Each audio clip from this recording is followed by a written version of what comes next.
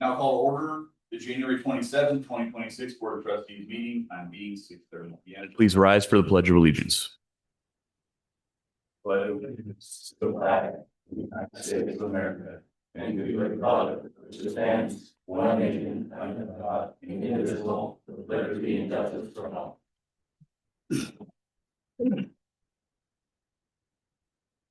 Ms. Clerk, can I get a roll call, please? Trustee Meagan, Trustee Cannon, Trustee Daly, Trustee Moyer, Trustee Teets, Mayor Pro Tem Mason, Mayor Shosse. Here. Mayor, you have a quorum. Thank you. Are there any amendments to the agenda this evening? Any conflicts of interest with the agenda this evening? All right, now it's time for public comment. Members of the public wishing to speak will be given 3 minutes. Approach the podium, state your name for the record. Okay, no public comment. All right, on to the presentations. The first presentation we're going to be having this evening will be given by Ms. Patti Garcia, the town administrator, and it will be on the town attorney interview process. Good evening, Mayor and Trustees. Patti Garcia, Town Administrator. I'm here tonight seeking direction on how you would prefer to proceed with the interview process for a new town attorney. As you know, the town attorney is one of 3 direct reports to the board. The other 2 are the municipal judge and myself. Included in your packet is information related to the request for qualifications, or RFQ, that was posted to BidNet and also direct emailed to the municipal attorneys and to many municipal attorneys in Northern Colorado and the Front Range. The RFQ responses are due by February 4th, with the first round of submissions being reviewed to be completed no later than February 11th.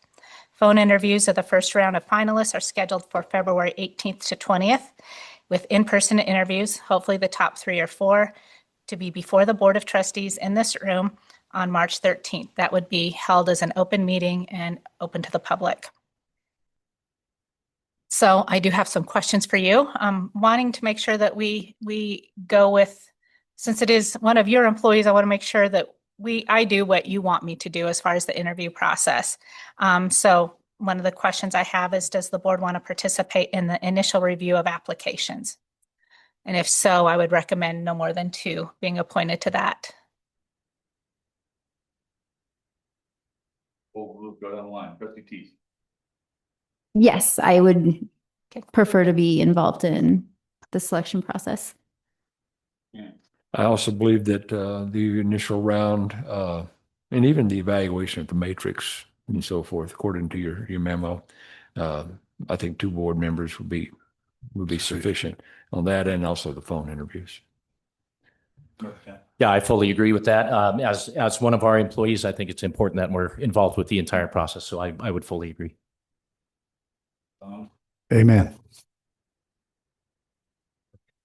Thank you. Thank you. Since we haven't had to go through this process ever with the town attorney. So that's why I want to go through the steps and make sure that we are evaluating that. So you have an option. You can have the same 2 that you appoint to that initial review to be part of the phone interview process, or it can be 2 different individuals, however you would like to proceed. I don't think it really matters. Those first round of review of those, depending on how many we get, I mean, it's hopefully we'll pick, the top 5 or 6 to do those phone interviews with, and then reduce it down to 2, 3 or 4 at the most for those in-person interviews. So how would you like to proceed on that? Would you like the same 2 individuals for both? Okay, fantastic. That makes it easy. Who would like to participate in this process? You would need to be available for both pieces on all days. Trustee Cannon. Yeah. Trustee Teets. Okay. We good? Perfect. Okay, perfect. That's all I have. Thank you so much. I have a meeting in. I do have a question, if I Yeah. may ask. Okay, I might have missed that, but I noticed that the in-person interviews, according to this, talked about the Centennial Conference Room with the full board. Okay. And I think you might have mentioned it was going to be held here instead, but I didn't quite catch all that. Yes, I did initially say the Centennial Conference Room, but I think due to having all the full board and allowing opportunity for the public and knowing we have an election coming up, that those candidates might want to participate and be, part of that process, or at least listen in. That was my We'll thought have it here. exactly. So thank you. Yes. So thank you. Thank you for saying that. Just one other thing, if one of the two of you is not able to make it to any of the dates in question, I'd be more than happy to step in as an alternate as far as that goes. I've participated in many interviews as far as the town goes. So if Absolutely. I'll mark it down. I'll put it on your calendars. Okay. All right. Thank you. Next up, we have Miss Meagan Smith, Deputy Director of Public Works. She'll be presenting on the proposed 2026 water supply agreement with North Poudre and related story. Good evening, Mayor and Trustees. Meagan Smith, Deputy Director of Public Works. I will be sharing tonight the negotiated terms of the proposed 2026 water supply agreement with North Poudre Irrigation Company, and along with a companion storage and carriage operations agreement. I have kind of three main objectives with you this evening. I will present the key terms of that proposed new water supply agreement, introduce that companion storage and carriage agreement, and I will be asking to receive some board feedback before offering to bring back final agreements forward to a future meeting. Now, this is primarily an informational presentation this evening, and I'm not looking for any direct action, formal action from the board this evening. So why is the 1983 agreement no longer sustainable? Mainly, it is due to the 1983 agreement relying on a market-based pricing formula that is tied to the share value of a North Poudre Irrigation Company share and interest rates. Now, this has created some extreme and unpredictable cost swings, rising from roughly $765 an acre foot in 2015 up to nearly $3,800 an acre foot in 2023. And this volatility has made long-range planning difficult, if not impossible. It has limited our reserve growth and has constrained our ability to diversify our water supply portfolio. This graphic illustrates how unpredictable the current pricing has become and the pressure that it places on the water fund. As you can see, there was nearly a 500% cost increase in those years that I referenced between 2015 and 2023. And you can see that sharp jump there in 2022, that was a result of a rapid rise in both interest rates and the market value of the North Poudre share. In 2021, the interest rate was 5%. It went to 8.25% in 2022. And in 2021, a share value was priced at $171,000 an acre foot, jumping to $224,000 in just the span of a year.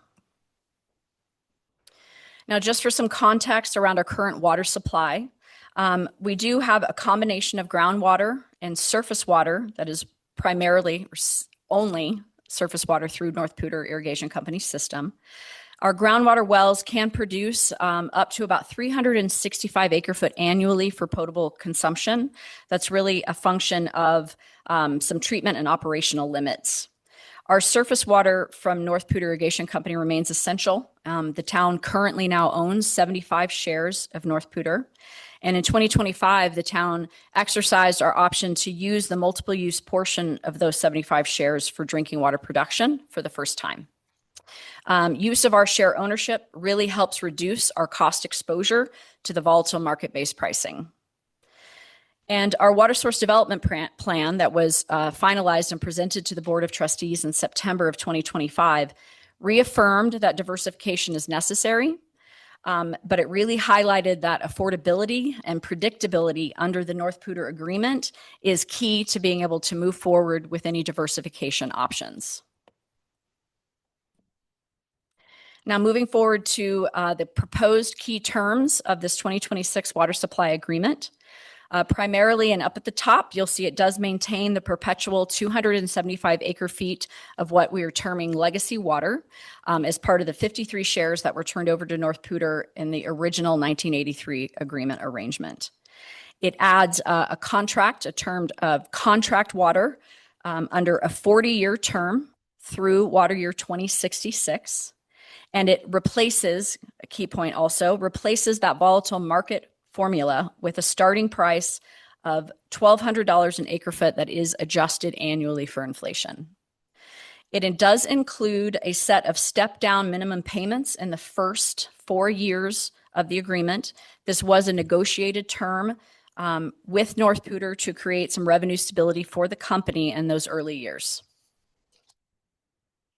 Overall, this structure stabilizes costs, it improves our planning ability, and significantly reduces financial risk to the water fund.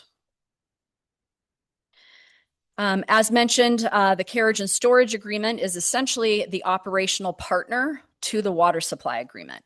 It allows the town to use North Poudre infrastructure to store our town-owned North Poudre share water. It would allow us to store leased North Poudre water as well.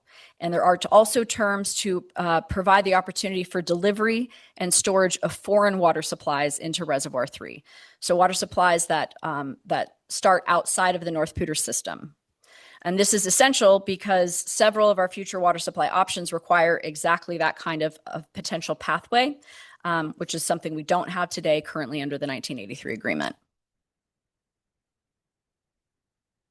This chart shows, and I apologize, it's for the small numbers for the folks in the audience here, but this chart shows a direct comparison between the annual costs under the existing 1983 water supply agreement and the proposed 2026 agreement plus storage and carriage operating agreement costs. So the blue bars reflect what we would continue to pay under the existing 1983 formula. Caveat there, though, it is using 2025 conditions. So I had to land on a set of conditions to create a graphic. So it's utilizing about $244,000 for market share value of North Poudre. That's what we saw in 2025. It's utilizing a 6.5% interest rate. That's what was applied in 2025, and a $200 annual assessment per share. And these are the factors that really drive costs sharply upwards. Now, the orange bars show projected costs under the proposed 2026 agreement, and it is based on that fixed $1,200 an acre foot pricing, plus, again, some estimated storage and carriage costs that the town would incur. The gap between these two sets of bars really demonstrates the financial benefit. This new agreement really provides stability and reduces exposure to market volatility. I do want to highlight, as I said in the previous slide, 2 slides ago, there are a set of negotiated step-down terms in the first 4 years of the agreement. So these bars are not trying to reflect the first set of 5 years of proposed costs. This graph really is used to illustrate the impacts to the water fund of the proposed agreement once we hit a kind of steady state with it versus the existing agreement today. Now, together, the proposed agreements support the water source development plan as presented in September. It advances the board's commitment to water supply diversification. It improves affordability and predictability for the water fund, and it provides the operational flexibility needed for long-term sustainability and a diversified water portfolio.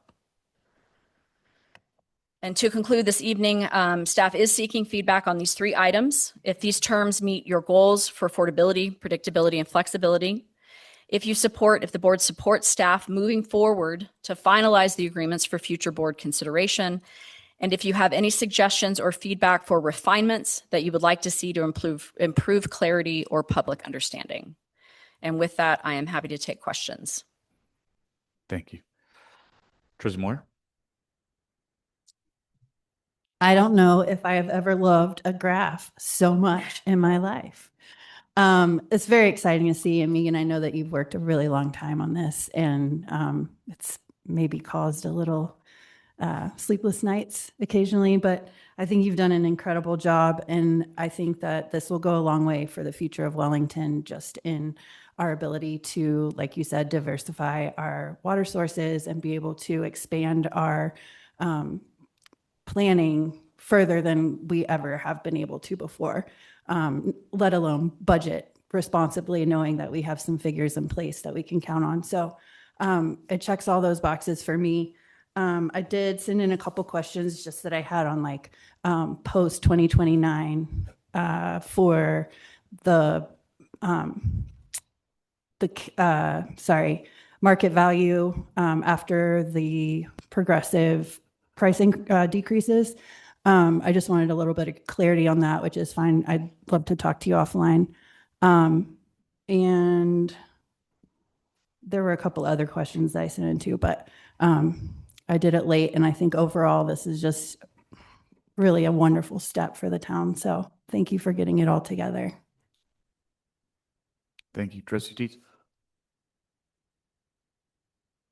I know with the 1983 contract agreement, we had a leased amount of 2,000 acre feet for that lease agreement. Does that change in the 2026 agreement? It does. What did that go down to? So it doesn't, so it is based on a shareholder vote that was taken to the North Poudre shareholders in August of 2025 for the shareholders to vote to provide their pro rata portion of a set of water rights that are owned by North Poudre.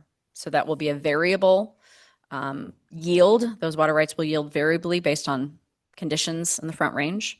And we will be allotted or afforded the at this current point, 46.32% of that available yield. And what was that in acre feet? In the 18-year analysis that was performed, water yield analysis created a firm yield of over 3,000 for those water rights. But what was the share? What's our contract going to state? The four. It will not state a firm value, a fixed value. It will be dependent upon the yield of the shares that are owned by North Poudre that were voted upon by their shareholders in August. Got it. So is there a reality that we could not see the water we need to provide to the residents in Wellington? Water supply planning comes with risk, for sure. The ability to have a carriage and storage agreement in place at the same time ensures that we have the ability to go on the open market to rent additional water if there is that need. Got it. Those are my only questions. As far as comments, from going from this, we walked into this 4 years ago as a brand new board. And I know that there was work being done previous to us coming on to this board. I know there was no movement, and it was exceedingly frustrating when we walked into this with this big surprise of, okay, so how do we fix this? And then when we started getting down into the nitty gritty of everything, there was no fixing this unless MPIC came to the conversation table too. I think that's something that some people might not understand is when we want to change something, that's great. But I think the understanding needs to come is MPIC has their own board. They have their own attorneys they answer to, and they get their own vote. So for Meagan and the town staff to get these meetings and get it this far in the first place when no one has been able to in 20 years, it's amazing. And I honestly congratulate you in getting MPIC to even start having discussions. I know that it has been frustrating. I know you guys have put up with a lot from residents and also from us as a board of get this done. Why can't we get this figured out? And none of it was ever meant to be mean or crude. It was meant to be as we're being looked at by 14,000 people to fix water bills. So to be able to bring Meagan on and have the ability to have these conversations, I don't honestly think we would have had it with someone other than you coming and sitting in the position that you were in, because you already had those relationships partially established. You were a very smart hire for the town of Wellington. So, and I don't mean to, I'm sorry if I make you emotional. It makes me emotional. So it's just, right. It's just something I want to stress because the frustration is there from the residents, and I know it is, but this carriage and storage agreement, had we not been able to secure a carriage and storage agreement, this plan and years of executive session meetings would have been all for naught. So I think that I get frustration and not understanding water. I get people seeing their bills, but something that they have to understand is town staff and us as trustees have literally sat in executive sessions for 4 solid years trying to get this figured out. So I think that's one of the biggest things and my takeaway from it. Not super comfortable with the variable acre feet and the guarantee that we'll have to find water to lease. I wasn't happy with the 40-year, but I understand that the 40-year term is part of that carry and storage agreement.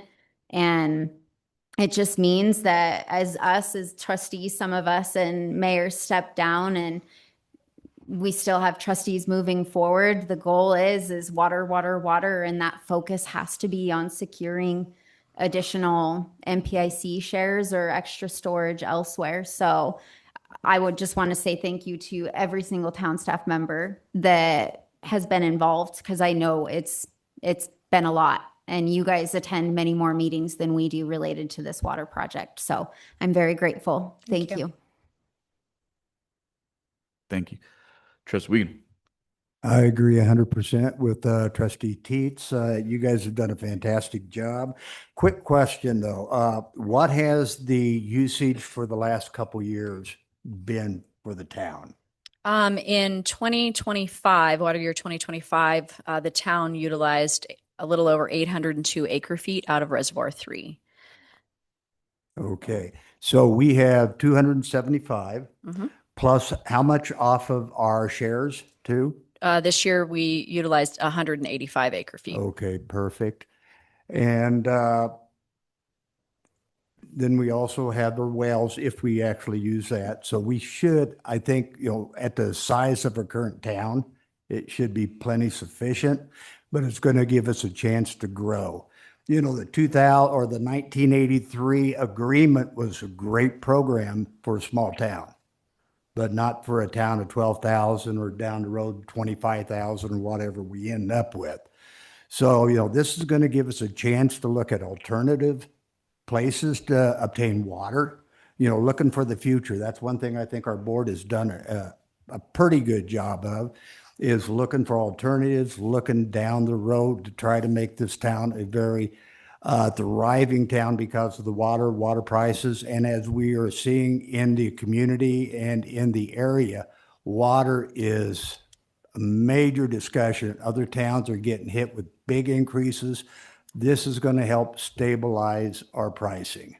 So, and with me being retired, I need something stabilized, absolutely. So I think it's going to be good for the whole town. And I really appreciate what the whole staff has done. I know you guys have worked well as a team and very impressive. So appreciate you guys. Thank you. And as far as everything, right. Great. Thank you, sir. Trustee Cannon. Thank you to everyone who's been involved with this. This has been, it took 43 years to get to this point. In 83, signing this contract, just like Dave mentioned, Trustee Wiegand mentioned, it served a purpose. I still don't understand why we signed that contract, but it doesn't matter. It worked for a while until it didn't. And when it didn't, it took years to get North Poudre to sit down and talk about this. I tried this in 17 and at 18 myself when I was in Patti's chair. Made some movement, but nothing could happen. So I applaud you, and I applaud this board for the dedication, the time spent. I just make it clear to everybody that, people complain about water, and I was in a meeting this morning where we talked 2.5 hours about water. Water is such an important topic to our community, and it's very vital to us. It's about our growth. It's about our prosperity. It's about sustainability. It's about affordability. And yes, it took a lot of effort to get them to come to the table, understanding that they had no motivation at first to come to the table, but we finally got them to the table, and this is the result of that. Any negotiations, you don't get everything you want, and neither do they, and that's why it's called a negotiation. You find a solution you can live with. This is a solution we can live with. It gives us the ability to now focus on diversifying our water portfolio. That 365 acre feet from the Wilson wells, the 275 guarantee, the contract water under the new terms will give us the leverage we need so we can start planning and investing in an alternative water source. It doesn't solve all the problems of the town. It doesn't solve all the problems with utility billing.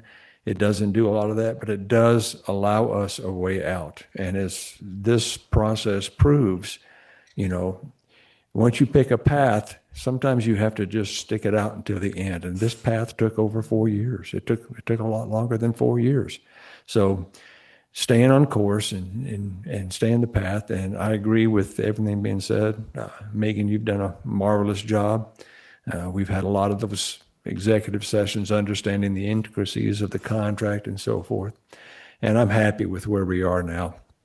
And I think we can start moving on and start looking at diversifying our water. Thank you. Thank you, sir. Trustee Daly.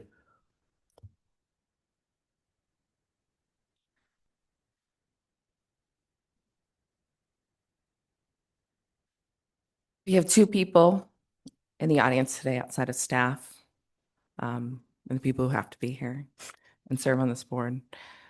Yet this is the biggest, most important issue for an entire town for decades.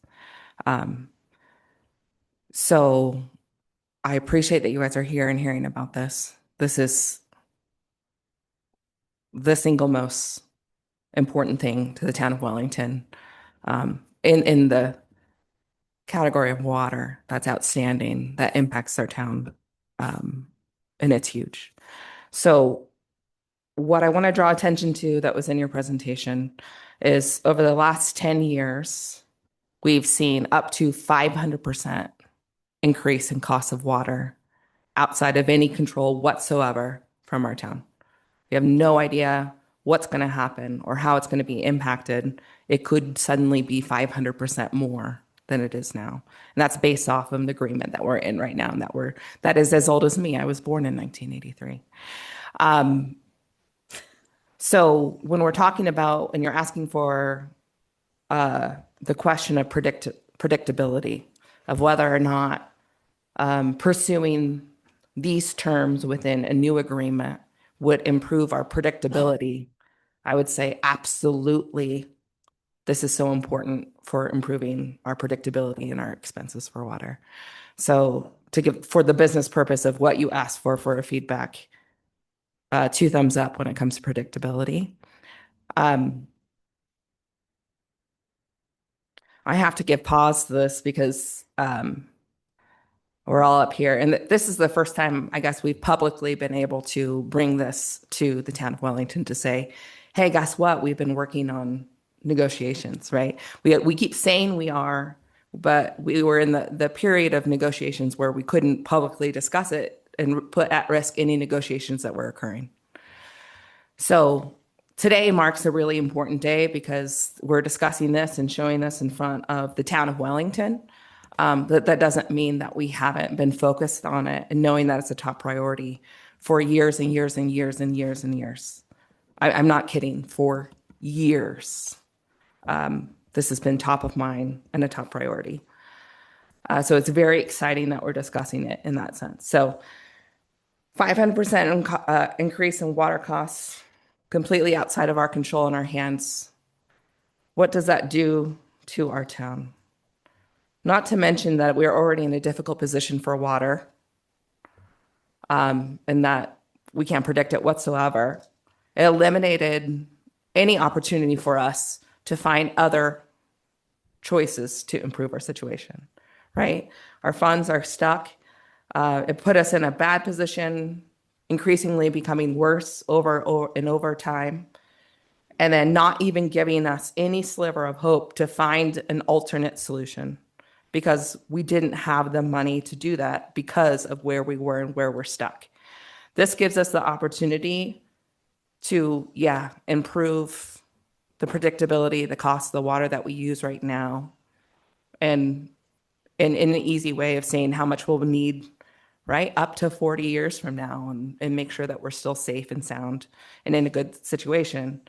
But more importantly than that, and I know everybody's kind of touched on this, but I got to put a dot on this real quick, is this enables us to make sure that water is a priority and that we can actually move on it to make sure that we have other sources of water for generations to come, for hundreds and hundreds of years. This agreement will enable Wellington to stay safe in a situation of water, overall, the situation of water.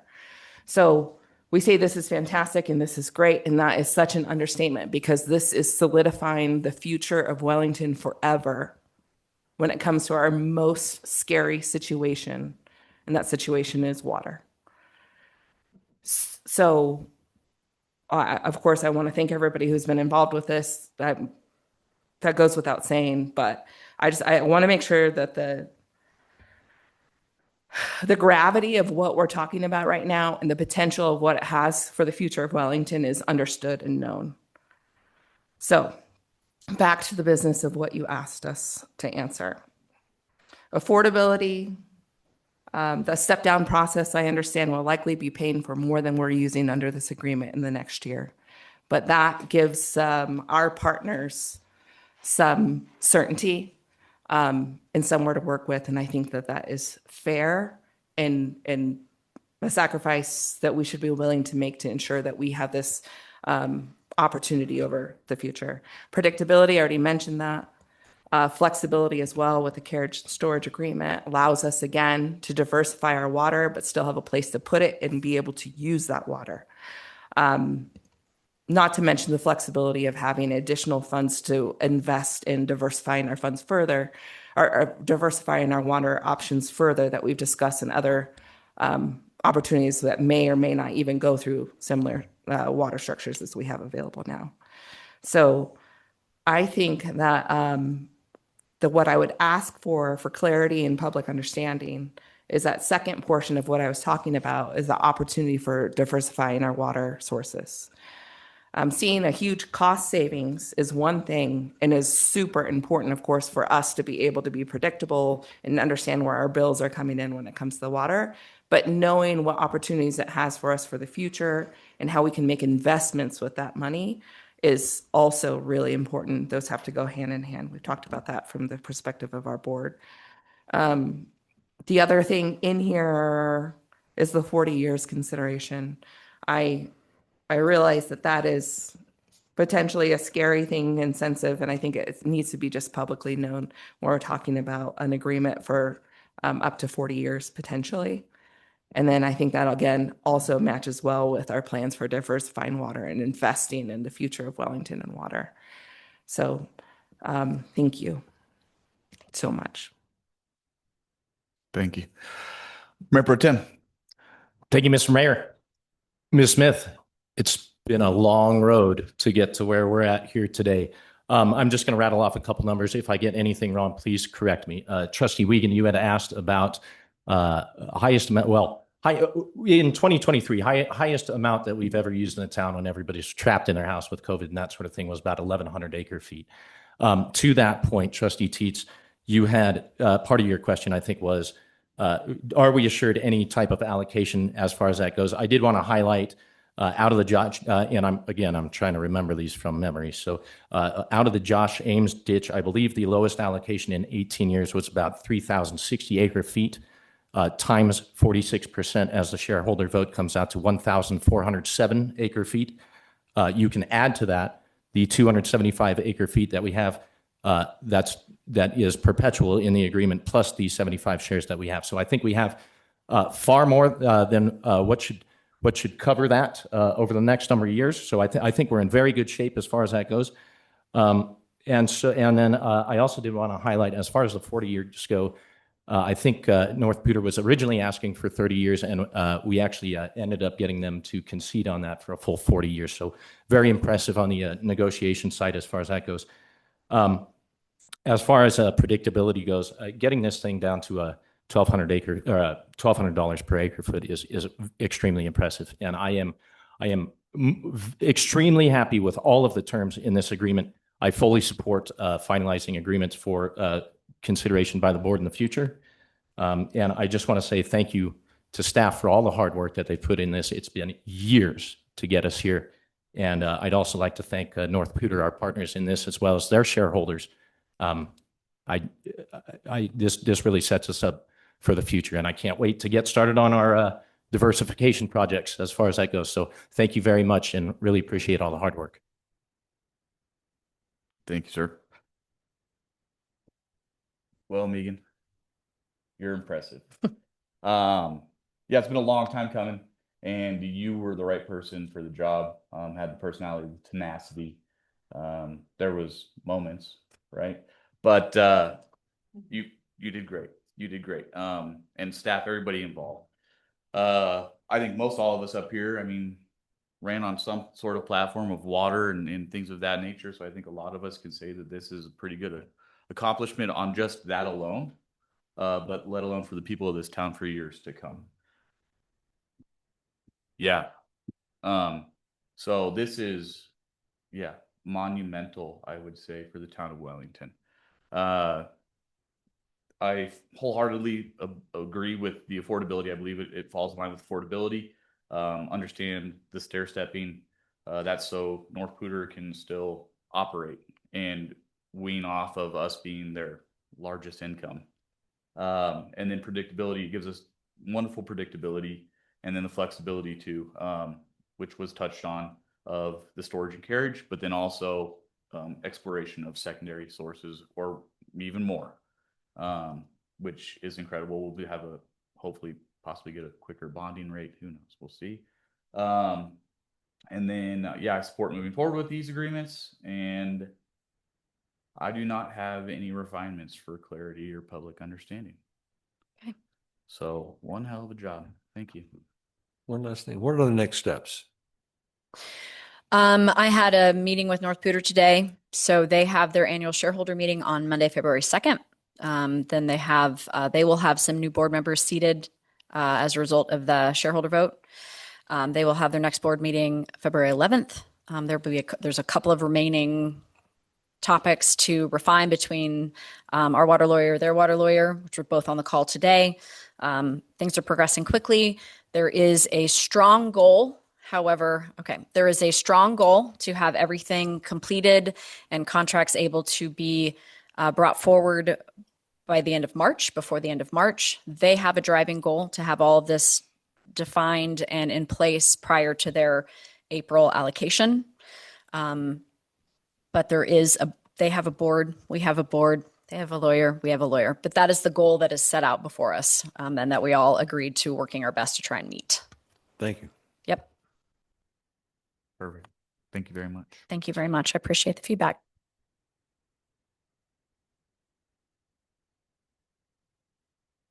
Order.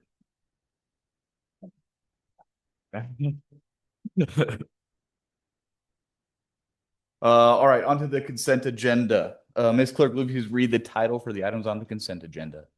January 13th, 2026 meeting minutes and January 20th, 2026 meeting minutes. Thank you. Do I hear a motion? I'll move to approve the consent agenda. I will second.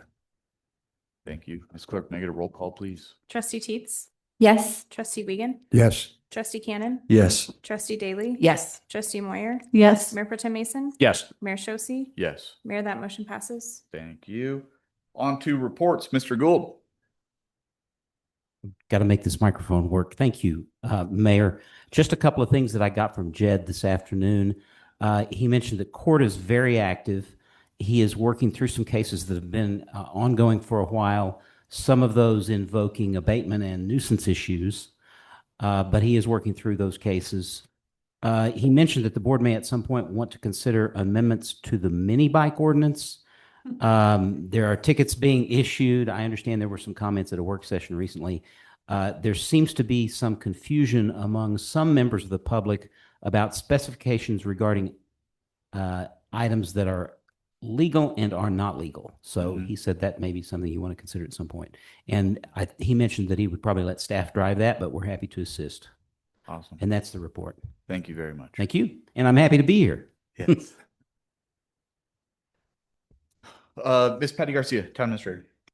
Thank you. So I did get the notification about the e-bikes and things like that. So we're talking about that a little bit internally. I want to check in with LCSO and then bring it before you to see if that's a topic of interest for the board for us to for you all to proceed. I have some good news. The 2024 draft audit was received last Monday. The MD&A was submitted last Wednesday, and now we're just waiting on final approval from Hinkle and Company. So really excited to get that wrapped up. Upcoming agenda items tentatively scheduled for February 12th is the Main Street Quarterly Report, Cleveland Avenue Business Support Discussion. So that's the $35,000 that the Board of Trustees allotted in their budget. We will be presenting some ideas and options on how that money might be used to support downtown businesses during construction. Home rule strategy presentation, outside council letter of engagement for metropolitan district work, utility rate and fee adoption, including a presentation with public comment. That's also scheduled for February 24th. Think of it like first and second reading of an ordinance. We have a budget amendment and a resolution supporting a grant application for affordable housing. So we're going to keep you busy for the next couple months for sure. Perfect. Okay, thank you. Thank you. Staff communications were in the packet. And are there any board reports? Go ahead. Trustee Daly. The Main Streets Board just elected and had their first meeting with all their new board members, which they increased the size of their board. So they have a really impressive group now, and also elected new officers. So they went through a whole session with Ayers and Associates, kind of leading what their Main Street program is about, looking at their work plan and goals. So it was a wonderful session, learning even more about Main Street. They have just a very excited, eager group of fantastic volunteers that are very excited to show up. So I got to experience that with them. I also attended one of the C3 sessions. That's the Cleveland Construction Committee.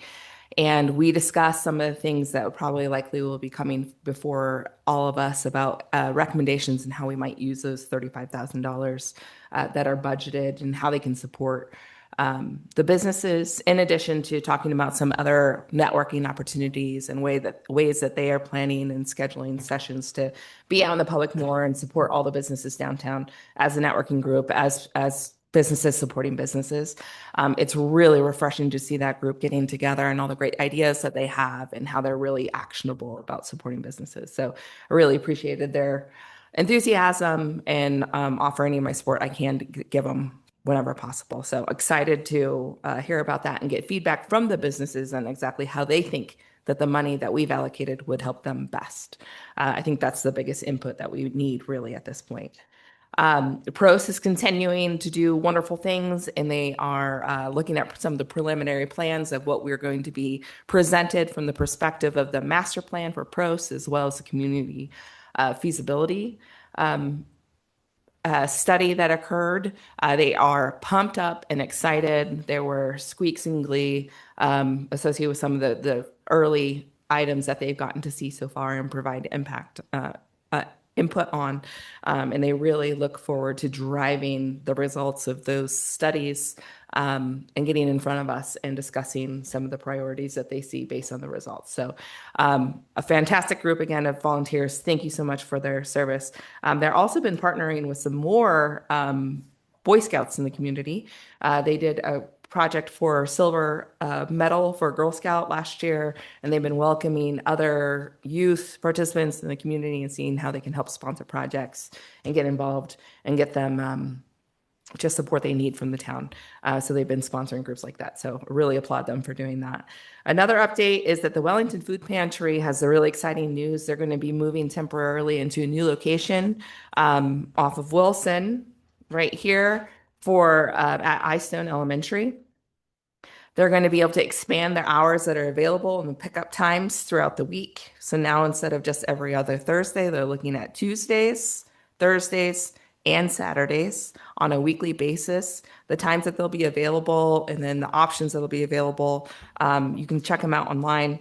If you have any questions, though, let me know and I'll get you hooked up with the right people. It is incredibly exciting that they are expanding options in order to serve the community as much as possible. So that also comes with more need for the food pantry. So if you guys are in a position to donate or want to drop off goods, please continue doing that.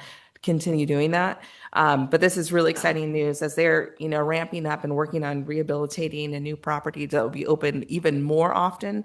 They're trying to encourage people and get people ready and willing to be utilizing those facilities more frequently, boosting up their volunteer availability. And actually, they'll be way more productive than ever because they won't have to move in and out everything that they're doing on a daily basis when they're opening the food pantry. So really exciting news from the food pantry. And then I think that's mostly it from me. But if anybody has any questions, I'm always available. Thank you. Thank you. Trustee Moyer.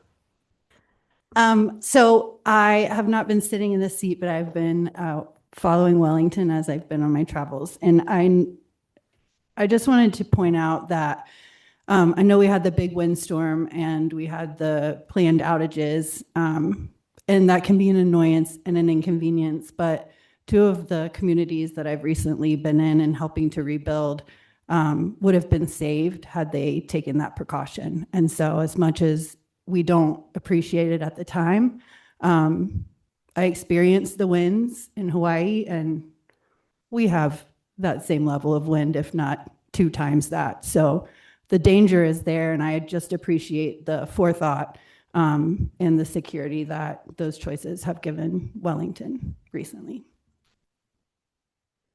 Thank you. Trustee Cannon. Thank you. Again, congratulations to everyone who was working on this water project. We've got more work to do. Let's keep up the good work. 2 things that I'm tracking right now. On February the 19th, I will be in Denver for a legislative workshop. This will be attended by representatives by other municipalities throughout the state. State legislators will be there, and the last several of these, the governor even stopped by. And that's a great way to introduce to communities what the legislative agenda is expected in the 2026 legislative session. I serve on the policy committee, and I've been on the policy committee for off and on for 8 years now. There is one piece of legislation that I find a little alarming that I'd like to talk about just briefly. This is House Bill 26-1001. It's about housing development on qualifying properties. It's also called Housing Opportunity Made Easier. This piece of legislation pretty much abandons comprehensive planning by municipalities. It abandons the planning process. It allows basically special privileges to certain case of groups. For example, public education institutions, public housing authorities, plus an unlimited number of nonprofit entities that would basically allow them to build whatever housing they want on their land without any kind of oversight, without any kind of planning process, and it becomes an administrative type of approval. I find that particularly troubling because, as Mr. Byrd can tell you, communities have a comprehensive plan to plan their growth. They also have certain standards that they need for development and for building and so forth like this. This takes that power and authority away from local governments, which is one of the reasons why we have a policy committee of the Colorado Municipal League. There's a couple of things that can be done about it. I'm sure the other trustees have also received possibly the same email. It's called the Colorado Municipal Report that comes out periodically. Look that over. What I would like to do is I plan to actually testify at Denver about our opposition for this, but I would also like to get input from the other trustees. You can simply email me. We're not discussing town business. It's not an Open Meetings Act thing. Email me with your thoughts on this. I will collect those. Ms. Garcia, I would also like to get staff input on that between yourself and Mr. Byrd in the planning department. so that we have so I can put together good testimony in opposition for this. Colorado Municipal League is actively opposing this, but this is kind of legislation that, quite frankly, affects local governments, and this is the reason why I'm so involved with the policy committee. It's the reasons why we should know. I'm just going to share some of these. It's a blunt approach. This blunt approach rejects long-range community planning and efforts of local government to comply with 2024 land use legislation and be responsive to the actual housing needs of the community. It attempts to solve a problem that doesn't exist. Municipalities regularly work collaboratively with these entities to create housing. It ignores what our constituents, our people, our residents expect from our local government, and it seriously infringes upon the constitutional role of authority to regulate zoning in a matter of local concern. It also encourages real estate speculation by government entities and includes no guarantee of affordability. So there's a lot of reasons to oppose this. So if you have any input on that, look at the email, read that legislation, send me your thoughts, and I don't know when the testimony is due, but if you could do that sometime this week, that would be greatly appreciated. Thank you. Thank you, sir. Trustee Teets. Okay, and simply because I'm standardly the voice of the people, and I had a letter here handwritten to me when I showed up today.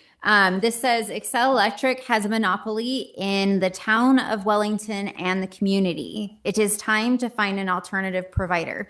So what my question to Ms. Garcia is there additional options for electricity for the town of Wellington? I don't think so, but I Okay. will get a professional answer to you. Perfect. To the board. Awesome. Okay, thank you. That's all I have. No, and Thank you. I just want to again say thank you to everyone that worked related to the water. I know that it's been a long time and there's back and forth between trustees and town staff and executive sessions, and they stood by what we pretty much told them we had to have in order to be able to move forward with something like this. So I do again just want to grant kudos for that, and I would not want your job, Miss Smith. So you do amazing at it, but I would not want it for the world. So again, thank you. Thank you. All right, having no, you got, I just had a quick question for Trustee Cannon regarding House Bill 26-1001. I've not seen the language for that particular bill. Is this one of those bills that is mandatory, or is there an opt-out option for home rule municipalities? I'm just curious.